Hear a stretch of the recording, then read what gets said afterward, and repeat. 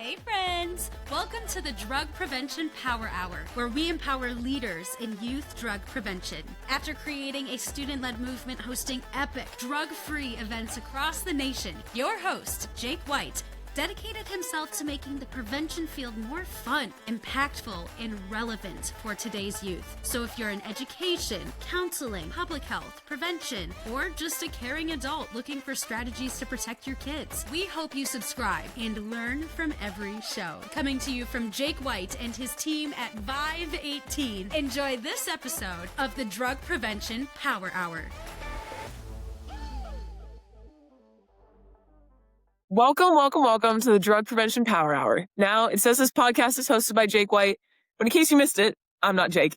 I'm Reggie McDonald. Think of me as Jake's younger, cooler, funnier replacement for this episode and the others. Now that we have that squared away, I'd like to introduce you to someone that I know very well, Daniel Sr. He's a sophomore at the University of Connecticut, double majoring in sociology and human development and family sciences with a minor in urban and community studies with a passion for public health. Raised in New Britain, Connecticut, and shaped by experiences with homelessness, poverty, and mental health challenges, he became a founding member of the New Britain Youth Prevention Coalition, leading outreach, advocacy, and youth-driven substance misuse prevention efforts. Daniel has been nationally trained by CADCA, recognized by his city for his service, and selected for the National Youth Action Council, where he has spoken at conferences and partnered with statewide prevention initiatives. At UConn, he continues his work by founding Pulse, a youth-led nonprofit coalition focused on public health, prevention, and community empowerment while staying involved in campus life, creative work, and leadership roles. He believes leadership is rooted in authenticity, empathy, and using lived experience to create meaningful change.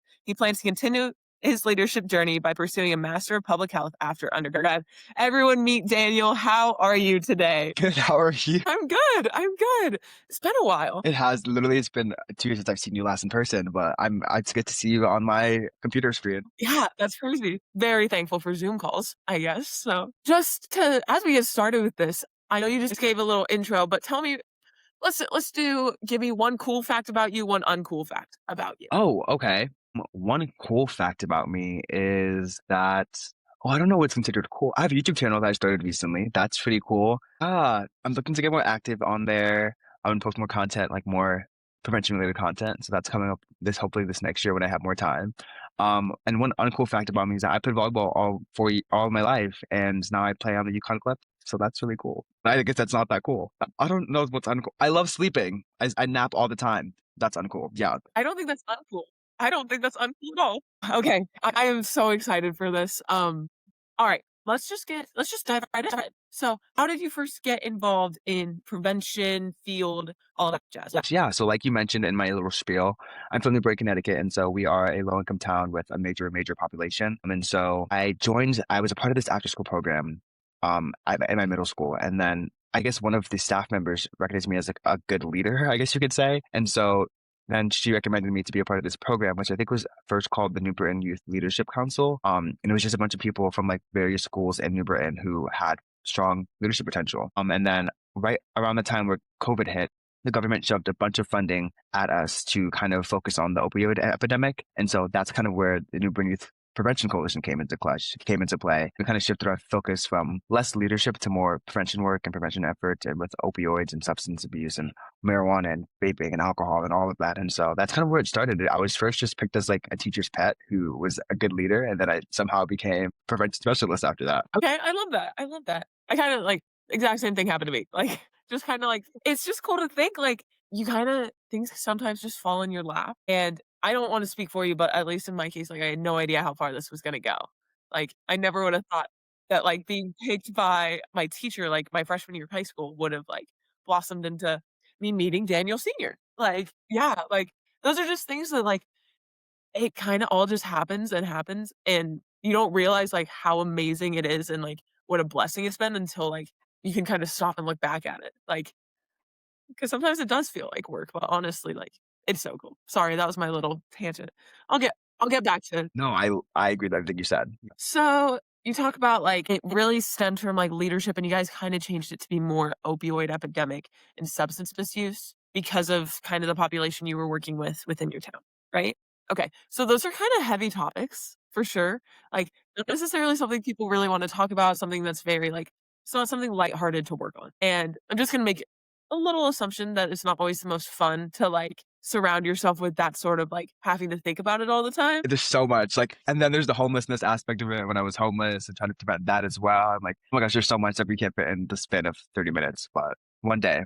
I mean, if you love thinking about it, that's great, but I feel like that'd be pretty heavy, right? So when it does get heavy and when it's just a lot, you talk about like how busy you've been lately. Like, what is your why? Why do you keep doing this even when it's not fun? Oh, that's a great question. I think I like to think back to me before my leadership days, before I had the outlet of being a part of this group and like how isolating that was. And I feel like my why is because of the past me and all the other people in my life in my past who have felt this like suffocating, like sad to sound like loneliness within themselves. And so a lot of the time, a lot of this opioid use is because of loneliness. And so how do we kind of acknowledge that and say, hey, like you are not alone? And so I think I needed to hear that growing up. I don't know. I just want people to never have to kind of feel the way that I did growing up. And so also I've seen family members battle addictions, various addictions, whether that's like cigarettes or alcohol. And so I also just would like those people to kind of be honored in that way of like, hey, how can I help these people going forward to kind of prevent these things from happening in the future? And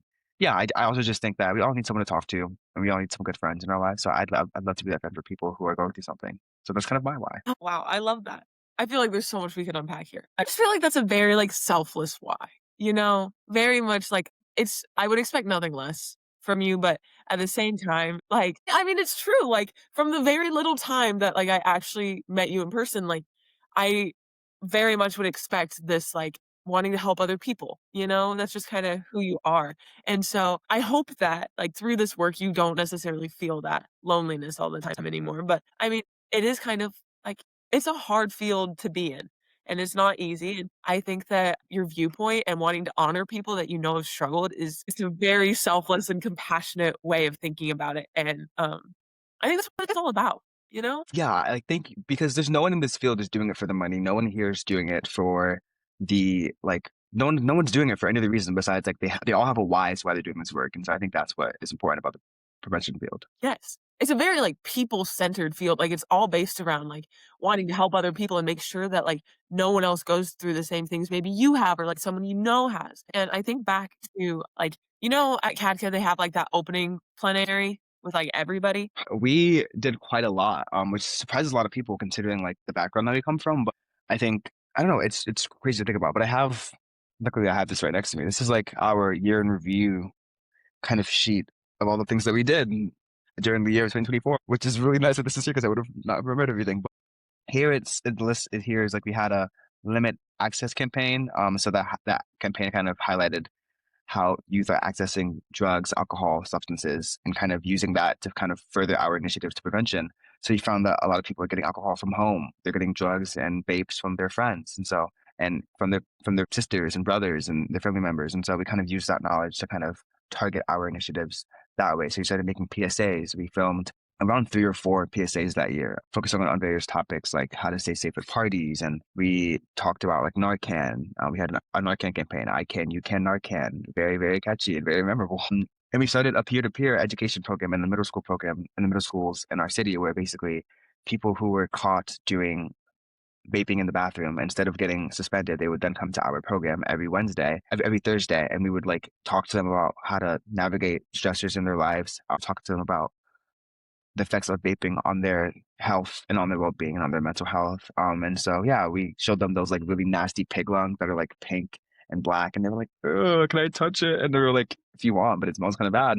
And yeah, we did that. We also did a survey. So this is the data from our survey where like we found, which we gave to individuals from 6th through 12th grade, just about their relationship to substances in their life. And so one of the major things was definitely like that access to a trusted adult, to someone that they could talk to and kind of get that connection with. So that's again why I kind of bring up that loneliness part, because it's such a core like problem to this epidemic. But yeah. And then also, oh my gosh, we also host every year Prevention Palooza, which is like a big festival carnival thing where like we have like clowns come in and like we have a bunch of games and like rides and we kind of center all around prevention. Yeah, it's like we have like tables with information and a bunch of fun games that we do, and all these videos are on our website. And I will send you the link to our website, but there's like videos about the events that we have. And I'm sure I'm missing other stuff. We do a toy drive in the winter. So like We have an angel tree. There's so many things that we do that go into our coalition that I'm so beyond proud of to have been a part of. I'm no longer in it because I graduated, but I still come back. I'm in the office now. I work whenever I can, but we are a powerhouse of a coalition, and I'm so proud of the work that we do. Yes. I remember being at one of those and they said to stand up if you had a immediate family member who had struggled with substance abuse in any way. And literally whole room stands up. Like, and it's just like it's really moving and powerful to see that, you know? Like we're all in very similar situations and we can use that to help other people and make sure the problem doesn't get worse. Um so, but we'll continue. We'll sort of go with that, keeping that in mind, like why you do everything, like your why and all of that. What kind of things does New Britain Youth Prevention do? What kind of initiatives did you guys run while you were in high school? Okay, so basically, it is the city of New Britain has this event. It's called like Celebrate New Britain that happens every single year, and so the whole city comes up for it, and they're all there, and they're all in attendance. And basically, what they have here is like a bunch of different vendors line up. So there's like shops that sell like bracelets, t-shirts, homemade supplies. Like it's just a bunch of different shops that sell a bunch of different things. And so there's bouncy houses. There's like a kid zone where they can get like their face painted and do all these different fun activities. There's like that zipper ride that goes around that's around here. And so we kind of partner with the city to kind of put this event on every single year. And we have, I think, a time block of about 3 hours that's like from noon to 3 that we have as Prevention Palooza. So basically, we have people come up, we have partners from around the city come up and speak about their initiatives on stage, and people come listen. This is like a big event because it's the whole city. We have, I don't know the number exactly, but there's like thousands of people that will pass through this event and just like hear what we have to say at a time. And yeah, like youth go out there and they like perform. The marching band goes up and performs. I performed one time on the stage. I don't know what I was thinking, but it was fun. And yeah, I mean, it's a lot of the planning is through the city. So we have the city support and like that team. So it's a lot more planning than you would think would go into it. But again, that goes into like using your partners well, using your resources, trying to get on that like city level. Luckily, we are a coalition that's based within the city of New Britain, like our offices in City Hall. So we have a lot of those city connections. But yeah, I think it's a lot of planning that we had to do as well, just to plan those 3 hours and like who we wanted on stage to talk and what we wanted to give away. Like we gave away t-shirts and like all this stuff that we have here. We gave away all of this and beanies, and I don't know. It's a lot of fun, and I think that's definitely a good way to have it during an already established event that like people go to, and then it kind of builds up your credibility a little bit. Wow. I'm just gonna like throw it out there how wildly impressive that is. Like you said you're a powerhouse of a coalition. Could not agree more. Could not agree more. Like, okay, wow. I'll give you that. You you can have the title of powerhouse. Like that I love the year in review. That's perfect. I might have to steal that honestly. But you know, I'm sitting here and I'm listening, right? And like taking a couple notes on like things I want to talk about. And then I hear you say like, oh, and we have this thing called a prevention palooza, and you start talking about it. And in my head, like I didn't really think anything of it. Then I went back and I was like, did Daniel just say prevention palooza? I didn't need a little more. I didn't need to dig into that a little more. You said, okay, just like paint the picture for me. What does this look like? And then I'm going to ask you to like describe how we even get to this point. That's a great question. I think a lot of it comes from like talking to the mayor, talking to your legislators. So like we went to common council meetings and we just kind of talked about what we did and the work that we did. And luckily our mayor, our past mayor, she's no longer elected, but our mayor, she was very into like the whole prevention work and she was very passionate about it. And she would always come to talk to us about like come to our meetings to get to know more about like the work that we do. And I think that we were very lucky in that way to just have a mayor who is very prevention focused and prevention centric. And saw that this was a big issue in our community. But I think, yeah, going out to those meetings, trying to schedule meetings with them. I know they're busy people, but like the more they get to see your face and they get to know your name, the more they want to help you, right? And so being able to also going and showing that you have something to offer. So like having ideas, having plans kind of already set up with like budget in mind, and all these various things. I think it's good to have ideas, but you have to have solid actionable plans behind those, or else people are going to be like, okay, he just has ideas and they don't want to hear what they have to say. But you can show that you're a responsible person who goes the extra mile to give this proposal. I think that's really what matters. And yeah, just retention, talking to them again and again. Don't let them forget who you are, and just like almost being annoying whenever you see them. Like, oh my God, hey, how are you doing? How are things? Just like always be present in their lives. Yeah, absolutely. Okay. So when did you guys start putting on like the Prevention Palooza? Do you know? 22, I think. Yeah. Yeah, I think I've been to 3. Yeah, yeah, that would make sense. Yeah, I've been to 3. So in doing that, how did you go to the city and say, hey, we want to like use some of this as like time to talk about prevention? How do you kind of like, you talk about using your resources, like how do you use that resource and get this sort of thing started? Yeah, I mean, if that's also a good thing is like being youth, right? So people don't take you as seriously sometimes. And so if there's an adult that works within your coalition that you think has pretty good footing within your community that you would like to bring with you and kind of share that conversation with you, that's also a good idea, at least for the first time around. Because reality is that sometimes they don't want to listen to us and don't take us seriously. And so what can we do to kind of combat that stigma around youth, you know? So definitely bring a adult around if you have one for the first time at least. Yeah, I feel like when you talk about like making sure that you have like actionable plans and you're not just like having ideas and all that sorts of things, it really builds your credibility. Like people start to trust you a lot more when they see that like you've thought this through and you know what you're doing and you know what you're talking about. And I think that's something that is really key in advocacy work and in this field in general is being completely prepared and being an expert on your topic. You know, and a lot of that is trusting that you are an expert on your topic. Like you've done a lot of work for this. You have to have that trust and that confidence in yourself to know that like you can handle the questions we're going to throw at you, you know? But part of that is the fact that like we are youth, you know, we're younger than most of the people that we're talking to. And you can't let that scare you because there's so many ideas that would never be said and never be acted upon if we're just to share them and use your resources. Like that's a great resource. Like nothing wrong with. So now that we've kind of gone over like the sort of things that you've done and all of the great things that you've done and all the great things that have come out of it, what have been some barriers that you've ran into in the process? Like some things that haven't necessarily gone super smoothly because if I had to take a guess, I'd say it probably hasn't been all sunshine for you. Yeah. I think one thing, at least for my personal journey in prevention, is there's two things, right? So there's the funding aspect. The funding, I can't really control that, but when the government is like, "Hey, we're taking away your money," you kind of have to just redo your whole plans over and over and over again.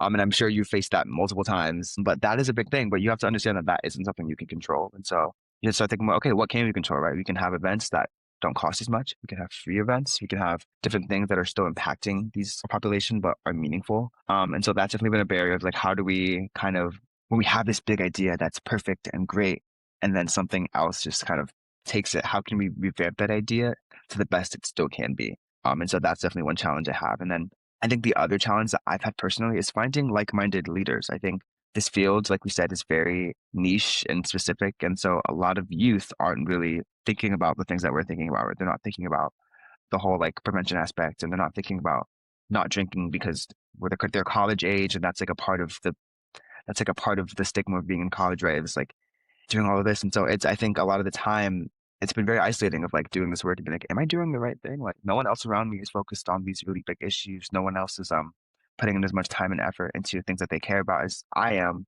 Am I being a teenager wrong? Am I supposed to be like living out my like teens more? Am I supposed to like, am I doing the right thing? Right. And so I think because of that, it's kind of made finding friends a little bit hard. Right. And so that's why I always talk about going to these conferences is like really great moments for me because I get to meet people like you and like Izzy and like everyone else who I get to meet, and I'm like, oh my God, these are my people because they understand that like the work that we're doing is so important and that like these other things don't matter as much, right? And so I think it's been really hard for me to kind of stay motivated doing my work when I don't see peers who are also motivated to do this work. But then I have to remember those conferences and all those people I met, and I text them like, hey guys, I miss you. Like, what are you doing in your coalitions? And so that always gives me a little boost to be like, okay, I can keep going. But I think, yeah, again, back to that loneliness aspect of like, am I the only one doing this? Am I the only one who cares? I think that has been a really hard barrier for me to kind of push past. But having people like you and using your resources and your connections is a great way to overcome that barrier. Absolutely.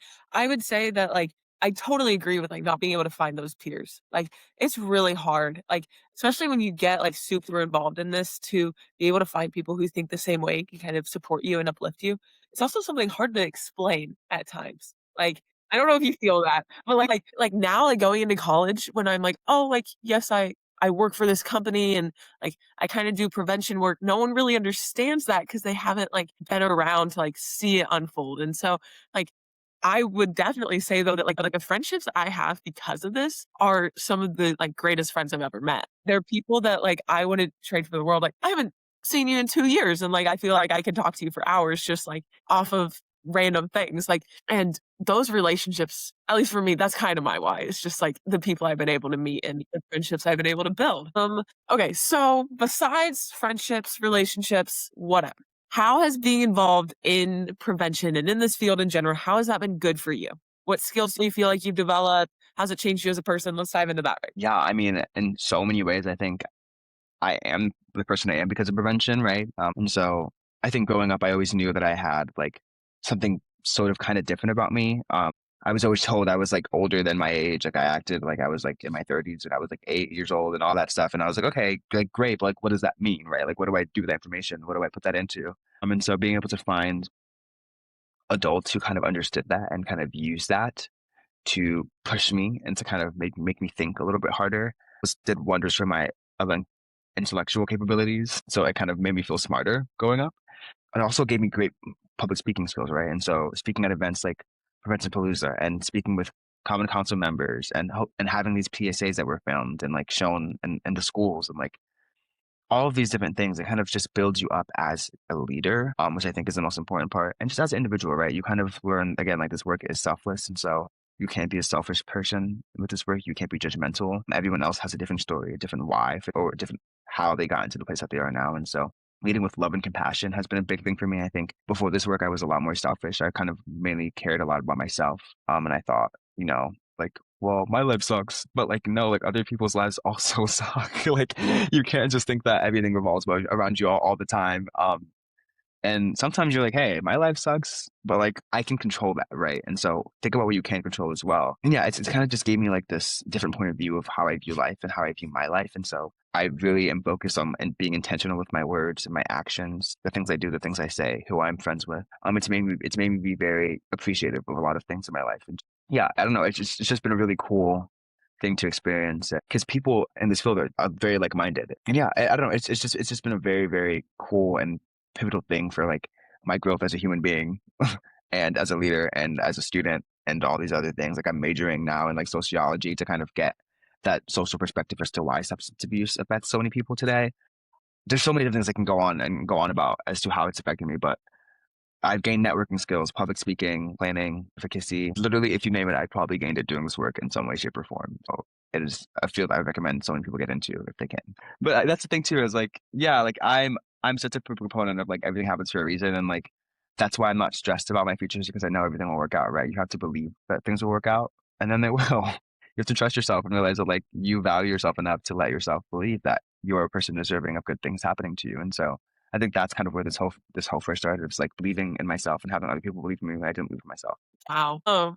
Okay. You kind of just talked about it with the whole like believing in yourself and leading with love and compassion. But is there any sort of like motto or quote or something that you think you kind of base your life around?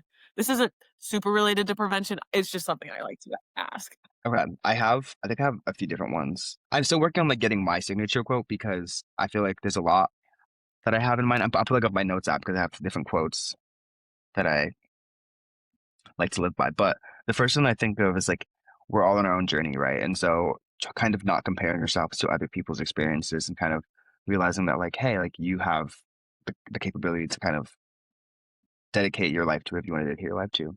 Everything happens for a reason. I mean, that one's popular, but that one's true to me. Everything happens for a reason. Everything does. It's been shown time and time again. Yeah, there's so many, this one's kind of prevention based. It's like education is a tool. The lack of education is a weapon. Think about that.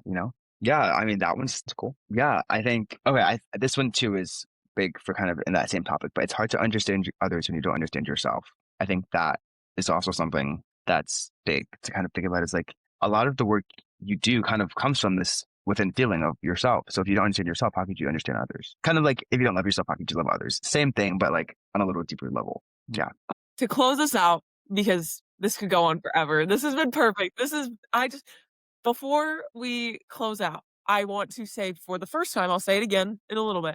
Thank you so much for being on this. I think I speak for myself and my boss and my listeners when I say that this has just been so uplifting and it's been such a light. It's something I've been looking forward to talking to you. And the more that we talk, the more I'm like, man, like I wish you didn't live in Connecticut. That's all I'm gonna say. To close this out, it is time for today's bright spot, that one person who's made a real impact and kept you moving forward. And I think it's the perfect way to end because we all shine a little brighter thanks to the people who kind of guided us throughout the way. And so if you had to pick one person who's made an impact on you, whether it's in the prevention field or in life in general, who would it be? Why would you choose them? Oh my gosh, this is perfect because his head is literally right behind me. This is one of my favorite human being on this planet, and my mentor. His name is Omar McDew. He is a football coach at my old high school, at my alma mater. He is the youth advocate for the city of New Britain, Connecticut. Is Santa around Christmas. We call him Black Santa. He is one of the most selfless people I've ever met ever. He's one of the most genuine people I've ever met. He's one of the most loving people I've ever met. He is amazing. He is the head. He is the leader of our coalition. He's like more of the youth leader of it. He handles a lot of the affairs. He's just always been there for me whenever I needed anything. Being low income, I never got Christmas gifts, and so every year I know I can get gifts from him. He would get me meals to cook for Thanksgiving. Anything I ever give it. He got me this freaking laptop that I'm recording this on. I guess the whole city, the whole team here in New Britain has just become my family, my family, and I have a lot of that to owe to him and to the rest of them. But for the sake of picking one person, I will just talk about him. And I know he's that for so many other people. He is genuinely one of the best people on the planet. And I hope that everyone has an Omar in their life, because I model a lot of the things that I do in the way that I treat others based off his image and the way that he does things and how he's done things for me. And he's helping me with Pulse, the nonprofit I just started for college students. This man, he is silly, he's goofy, he's kind, he's genuine. I can't, he treats every single kid like it's his own kid. He doesn't have any kids because he's like, I don't need kids. I have you guys as my kids. The whole city is my kids. I'm like, oh my gosh, so you're just a perfect human being. And he is just truly inspiring. And if you could speak to one person, I would speak to him, because he has so much to say and so much to offer and so much experience in this field. And he's like a father to me. We go side by side and oh my God, is that your son? And I'm like, we're both bald, so maybe. But he genuinely is such an amazing person, and I would love it if you could speak to him and get to hear his story as well. That's perfect. That is amazing, and I'm so glad that he's been in your life, and he seems like he's made a real impact in so many lives. That's beautiful. Well, Daniel, unfortunately, we've already gone over time, but thank you so much for spending your time with me. And thank you for all the phenomenal work and advocacy you've done in not only your community, but your state. And I've told you before, but it's such an inspiration for me. And I think it's an inspiration to so many others. And you really should be so proud of everything that you've done, because I feel like a lot of times it kind of gets pushed under the rug because you're so busy working and working and working that you don't realize how far you've come and how many people you've already impacted. And so don't forget that, because you've done a phenomenal job and you've impacted so many lives. Thank you. So as we wrap up, I will link Pulse in the bio for this, as well as anything else that Daniel would like anyone to follow along with. If you would like to continue to follow along with his journey and his advocacy work, I 100% recommend it. And finally, to our audience members, thank you so much for giving Jake's Replacement a chance and for the life-saving work you're doing in your communities. It does not go unnoticed. If you enjoyed this episode, please share it with your friend or someone who would benefit. This has been the Drug Prevention Power Hour with your hosts, Raegann McDonald and Daniel Sr. I'm doing Jake's job only better. We will see you next time. Thanks for listening to this episode of the Drug Prevention Power Hour podcast. If you love the show, make sure to leave a review and share what you've learned. And if you need help reducing substance use among youth by educating and engaging students in prevention, visit vive18.com for more information, tools, and resources.